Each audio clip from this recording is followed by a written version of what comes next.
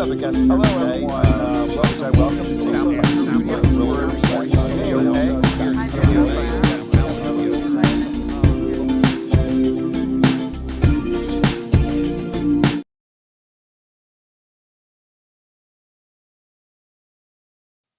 Hello, George Cook here at SoundPlex Studios. We're in Studio A for another episode of Local Lens, where we put a spotlight on someone important locally, who I'm sitting with right now, Andrea Locke of Andrea Locke Interiors. I've known Andrea for probably 2 years now. She was one of the early visits to SoundPlex Studios when it opened, and she was fascinated with the place. She took some really cool pictures. She did a great post. So I said, this is going to be a really good advocate for SoundPlex Studios. So we had an instant liking for each other.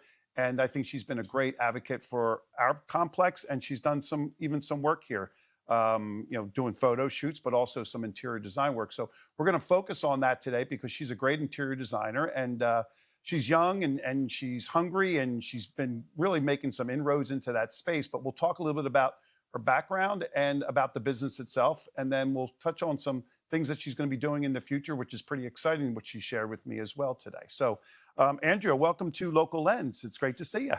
Thank you, George, for having me on your podcast. You know, I love this place. It's like my third home. It's your third space. You were here for an intro just the other day for our third space, and that went real well. So you're going to be a Plex Collective member for sure. Absolutely. And that's exciting, but we'll share more about that later on. But let's talk about your interior design work. And I'm always fascinated why people do what they do, because everyone's very different and everyone's got a story. So what really kind of brought you into that type of work? What sparked your interest in it? And tell us how kind of that organically became what you are today.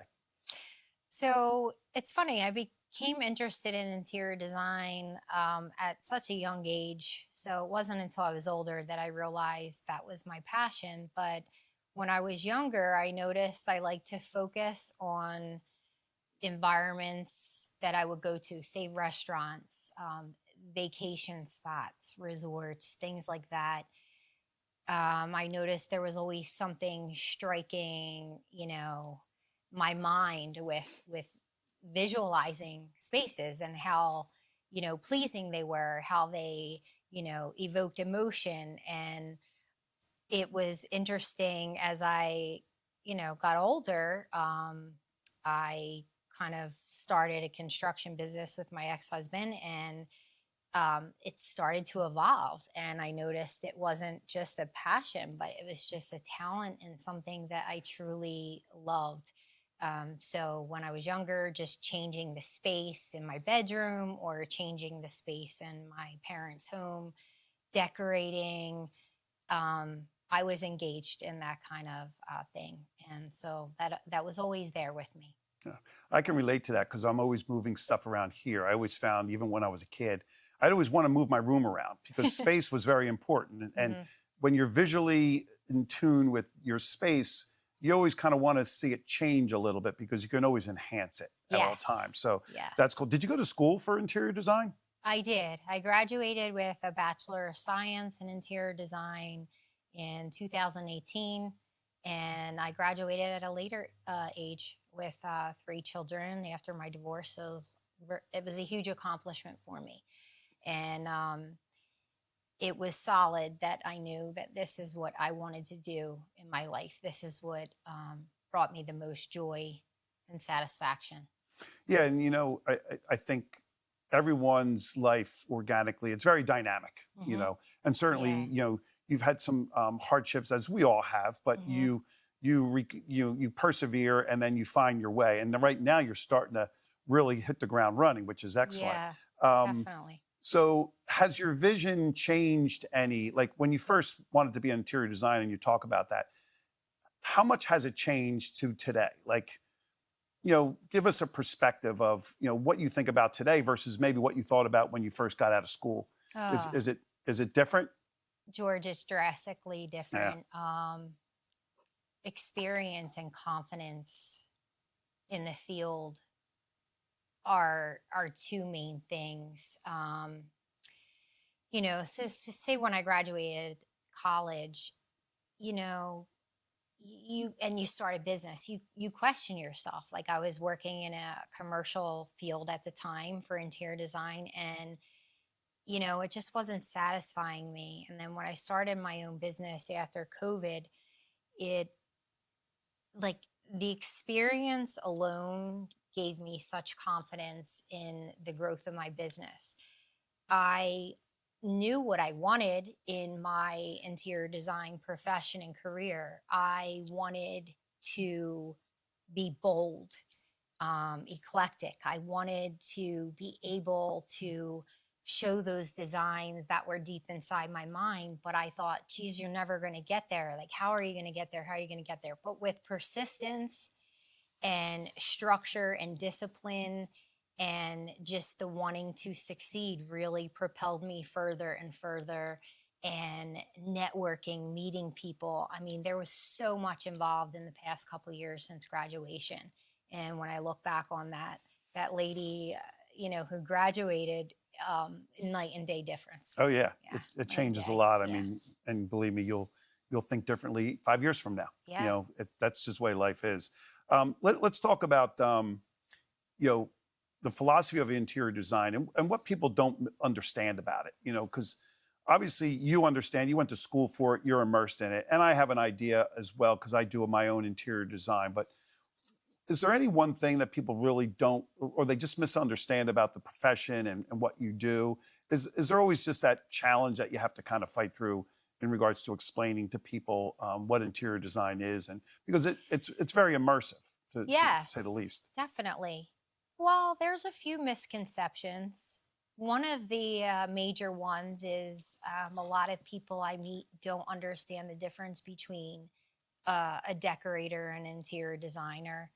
And you could go into it deeper, but I'm just going to touch on the surface of it.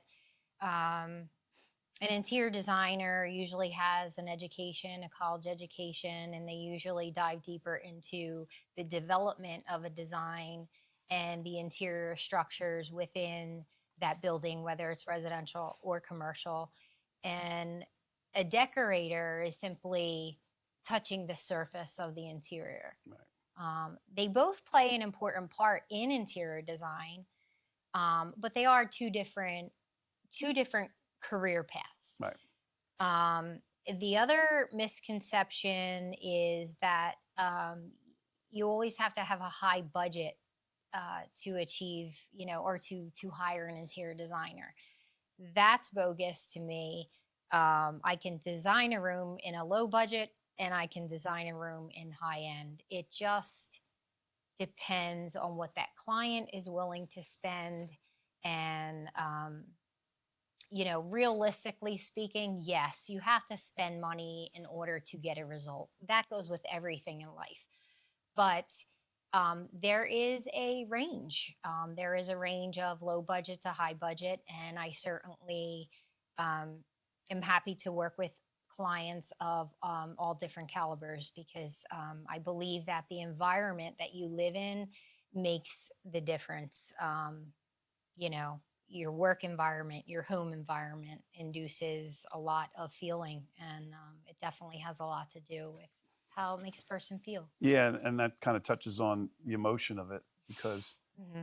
when you walk into a space, like, and I do this all the time. I walk into a restaurant or you walk into a museum. Right? Yeah. I get, There you sometimes go. I get kind of Perfect. floored a little bit of what I'm seeing. And Yes. even Yes. even when you travel to a national park and you see a monument or just a landscape that just blows you away, there's Yes. an emotional side of it. Yeah. So emotionally, you're in a very emotional work. I mean, people live in their homes, they live in their, they work at their jobs, and they're surrounded by this space. So emotion Hmm. plays a big part, correct? I mean, you know, It is probably one of the most important yeah, things, not just from a design perspective, but from a psychology perspective. The environment that you play, live, and work in are major to how a person can feel.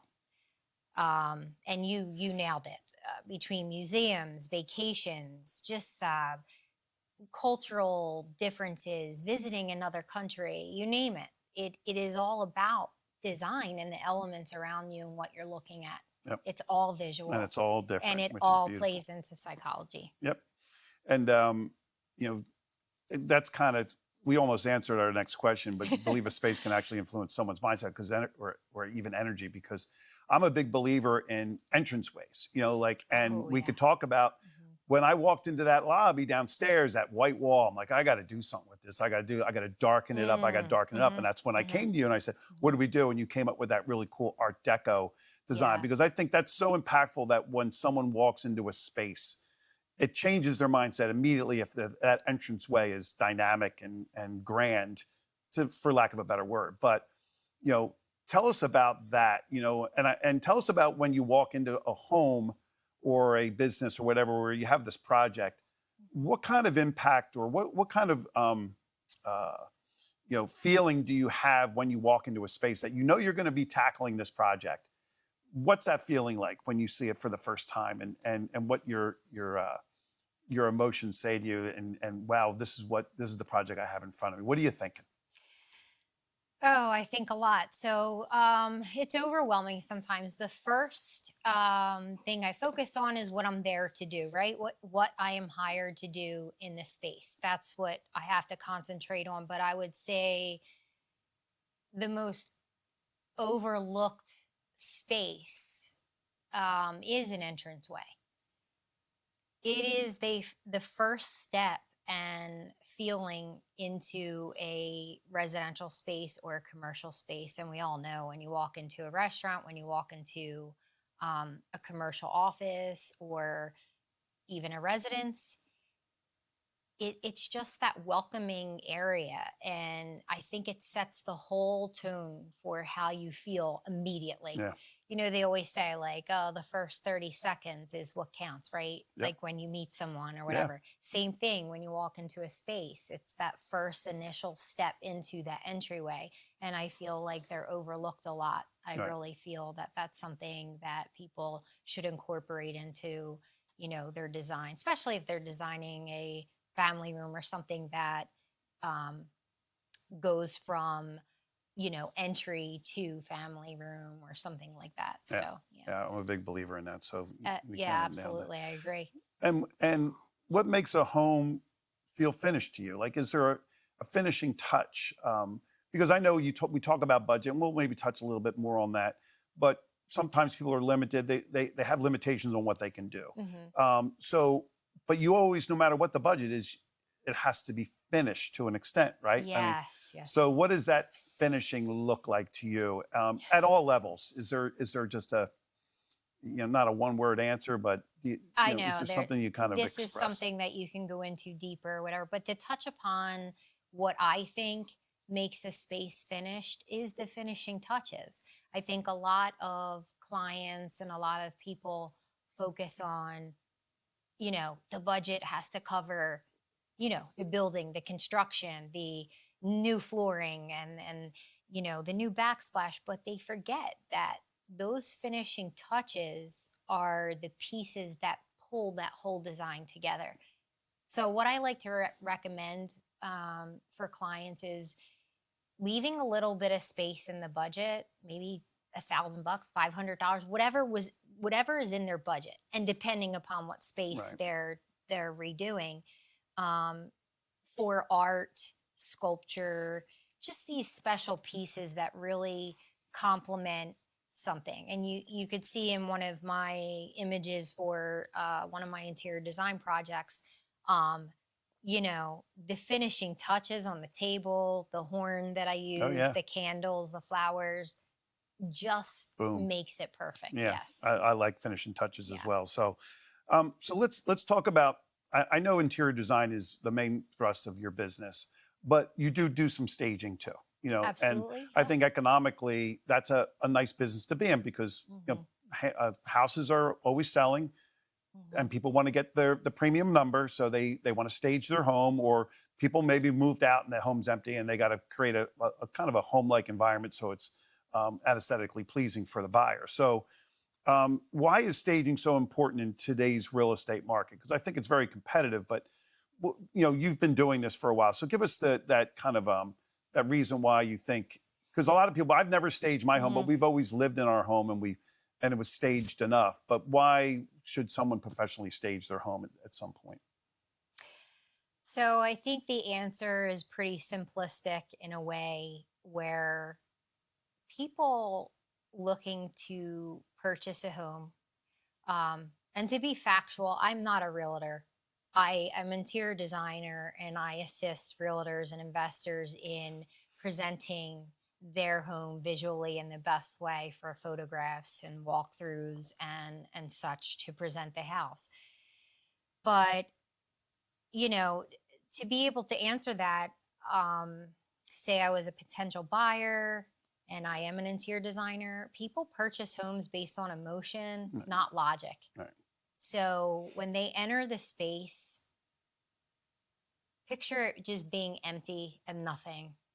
Um, they can't feel themselves living in that space. And I think that home staging is helpful to have them realize their lifestyle and how they will live in that space, how the layout can be.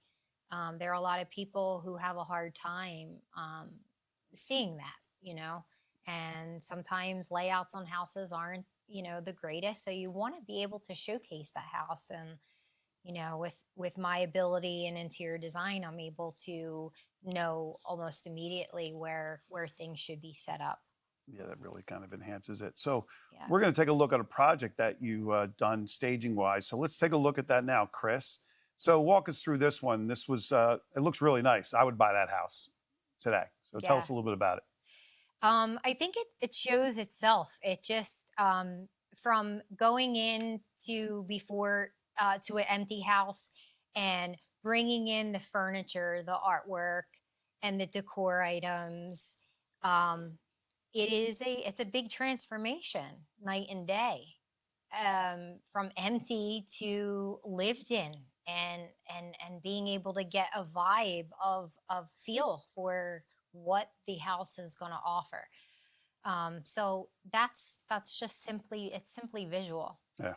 I wonder if this service actually existed when I was younger, because my Mm, wife and I walked through a few houses and I'm like, how is this person selling this house with this mess all over the place? mm, It's crazy. mhm.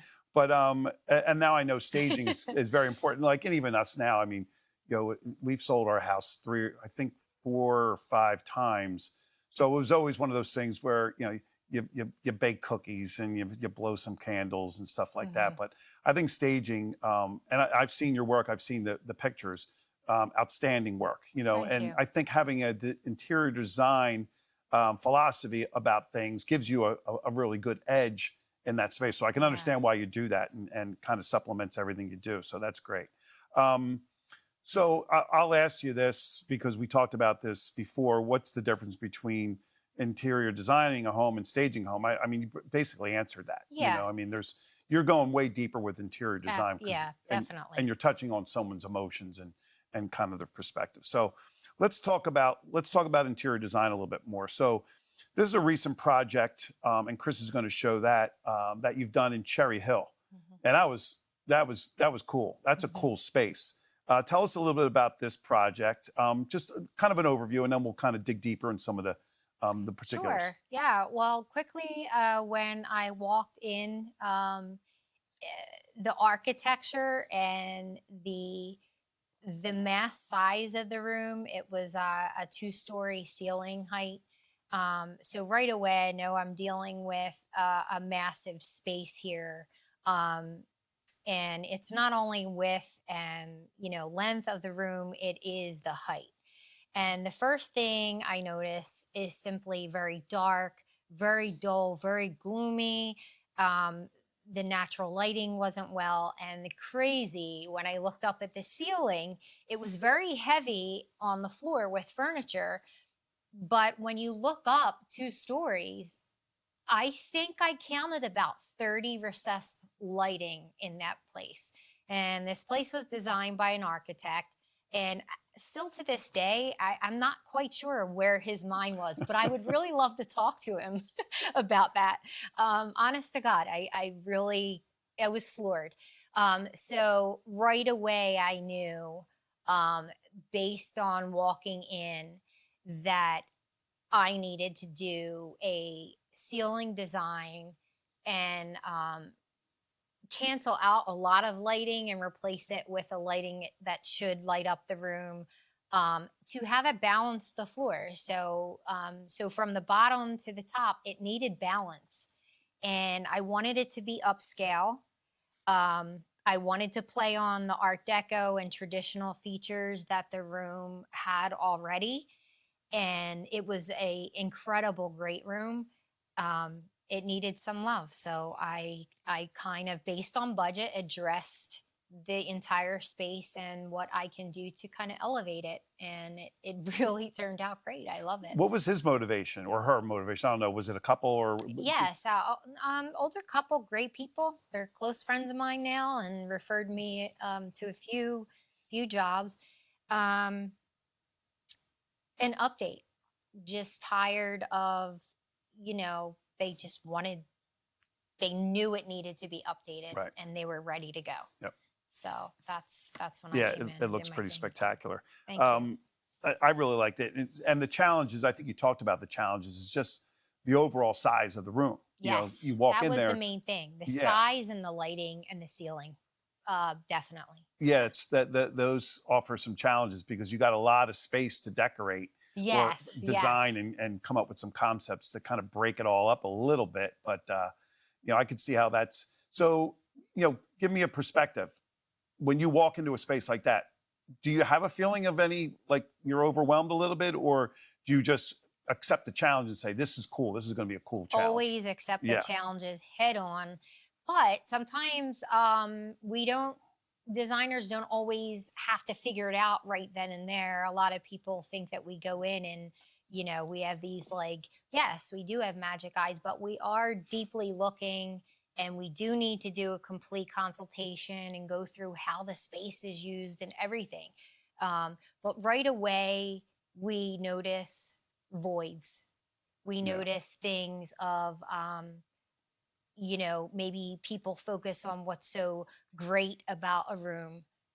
Sometimes we focus on what's needed, like in a space, and where are these visual, spectacular accent, spaces, and those are the things we see. Yeah. So we're thinking our own thing, and then we're also listening to our client as well. Does the client see the process, or is it like one of those things where you unveil the room all at one time? But they're probably living there, right, while they're seeing all the process going Yes, down. yes. There's only one job in my career where it was when I was married, and I asked my ex-husband, "Can you please do this job for me in a weekend? They're going away to the shore, and I want to do this big reveal." And this was like 15, 20 years ago when they had the first TV shows Yeah. out for design. And let's not get into that, but let's just say I put him under a lot of pressure to wrap this bedroom up for a teenager, and then I videoed it.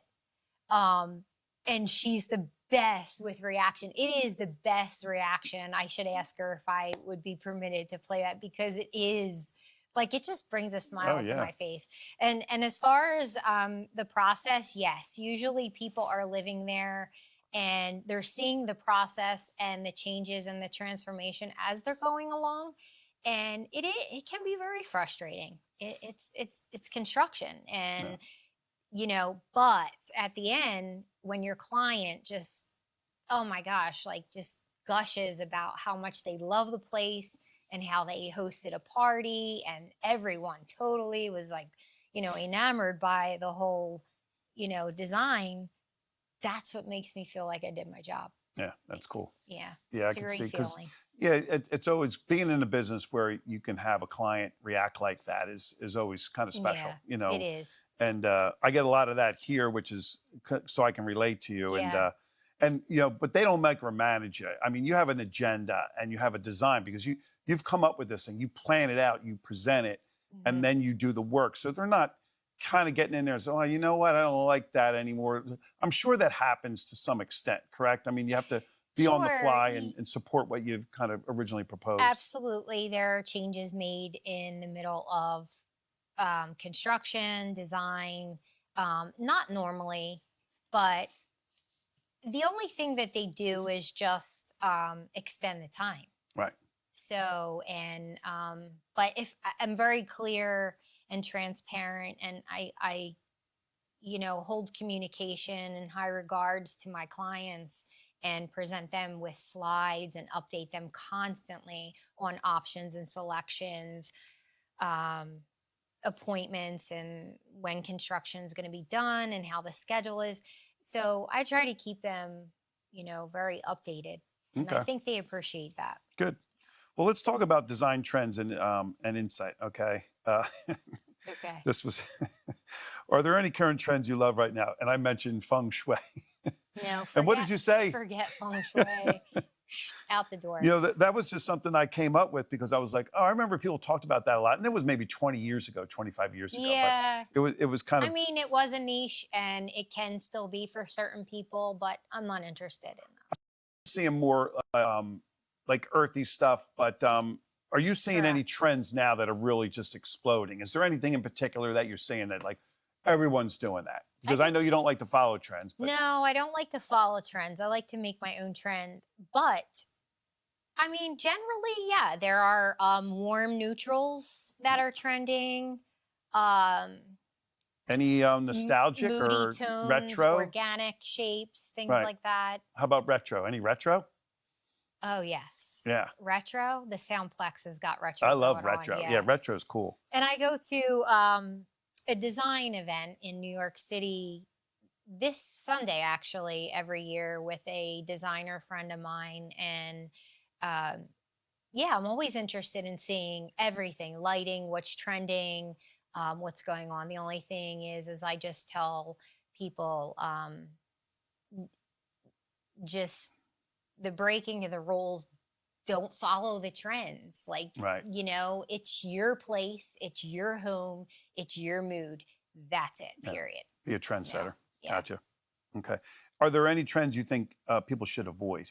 Like, is wallpaper coming back? I mean, wallpaper was a big deal back when I was younger, and then it went to neutral, and now I think it's starting to come. Is wallpaper? Do you find people using more wallpaper now, or do you Yes, use it? I do use it a lot on my jobs.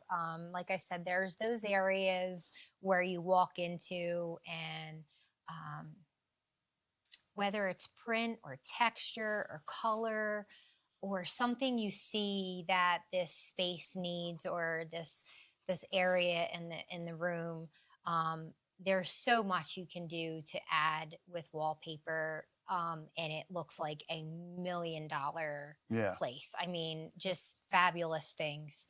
People are now using it for backsplashes again, and not just only accent walls, but if you maybe have like a little niche in a bar, you could use wallpaper to kind of provide that bold statement behind it. So yeah, wallpaper is in. Yeah. It always kind of was for me.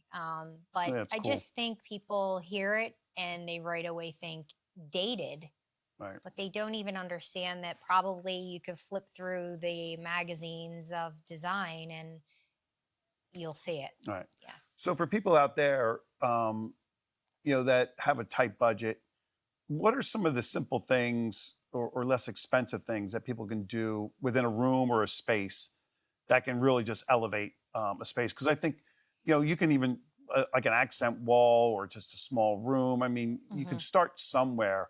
But do you see any small things that are on a limited budget that can make a big impact in a space? I know we talk about Sure. entranceway, and Yeah. you love lighting. Sure. Anything in particular that kind of comes to mind? Like, lighting is always first for me. It's just lighting is everything to me. I agree with that. So it really is. It's always been something that just makes a huge impact. There is color selections that can make drastic changes, wallpaper, furniture, like furniture updates. It doesn't have to be very expensive. It could be a chair here and there. Exactly. It a could be lamp. from Wayfair. It doesn't have to be some high-end designer brand. Pillows. That's it. I'm going to buy some Take your pillows. pillows I'm going off to get some pillows. off the couch and go to Marshall's or go somewhere and make a statement. That they're huge they're things, little things, low budget, big impact. How about little bobbleheads like Mick Jagger and Keith Richard Mick bobbleheads? Jagger and Keith Richards, you Keith got it right the first time. Richards. Okay, yes. So let's talk about. Whew. I know the personal connection and lifestyle things. I mean, when you work with a client, you are doing something that's very close and personal to them. Mhm. So, like you had talked about one of your clients, now you're friends with them, Yes. which is great because Yeah. that's a great referral for you. Yes. Am I right? So, Yeah. I think, and I talked to another client that did a local lens, Blue Moon estate sales. They get so close with their clients because they're doing this emotional service for them. Yes. And you're doing that Mhm. as well. So Yeah. is that an important part of your business? The reason why you really enjoy it that much because you get so close to your clients and you kind of really have a kind of a cool connection with them because of what Yeah. you're doing. The relationship after the job is completed is one of the um, most emotional for me in what I do and what I have chosen in my career path. The emotion and their reaction at the end is everything. And when I get a call for a new project and they say you're referred by so and so, it's the best feeling. It is the ultimate thing that I think I could get. Um, that's not monetary as a reward for what I do. Right. And that is exactly why I got involved in interior design, you know. That's awesome. So yeah. Yeah. That's that's very rewarding to hear that. And Yeah. I appreciate that. So besides the Soundplex, who is your ideal client? Who would be an ideal client for you? Is it someone who kind of has a really close tie to a property? Because I know people fall in love with real estate. I do. Is it a business that you really want to transform the way employees show up to work or whatever? What would be your perfect client? I love that question. That's a good one. It is a good one. So there are so many different angles I could focus on. So let's leave out budget. Let's leave out my ideal client would be someone who is willing to take a risk, right? Someone who's has a space and doesn't have to hug it so tight, but just wants to hire a designer who can totally change the space and make them, again, it's about feeling. Yep. It's all about feeling. So I'd say my ideal client can come from anyone, anywhere. I've had people always ask that, especially in networking groups. Who can I refer? Who's the best? Like I've had clients that I met 4 years prior and they call me and I'm like, I would think that person would have forgot about me. Right. And here I am doing their job. So the referrals come from all over. The ideal client is, like I said, anyone who is interested in really transforming their space or, might need better layout or functionality. And my job is to understand them the best way I can and understand what kind of changes they want to make and how they function in the space. And after that, let's just hit a grand slam. There you go. All right, so let's do a little rapid fire to kind of conclude here. I'm going to ask you some quick questions. Okay. And you got to give me quick answers. You ready? Okay. One design rule you swear by.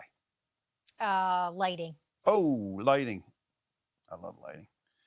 One design rule you love breaking. Trends. Oh, there you go. Most underrated room in the home. Entryway. Yes, I agree with you. Biggest wow factor upgrade people can make. Paint. All right. I like lights. I like different color lights, but paint's cool too. If you can redesign any famous home or building, what would it be? I can't give one answer. Something so bizarre. Like I said, museums, a interior of an airplane jet. a resort and designing the pool and landscape. Yeah, the planes could use definitely an overhaul. That's for sure. Um, Oh, George, that's a hard one. yeah, it is. You'd have to remove a lot of It's a seats lot. I have a lot to of make it dreams comfortable. there with jobs. So Yeah.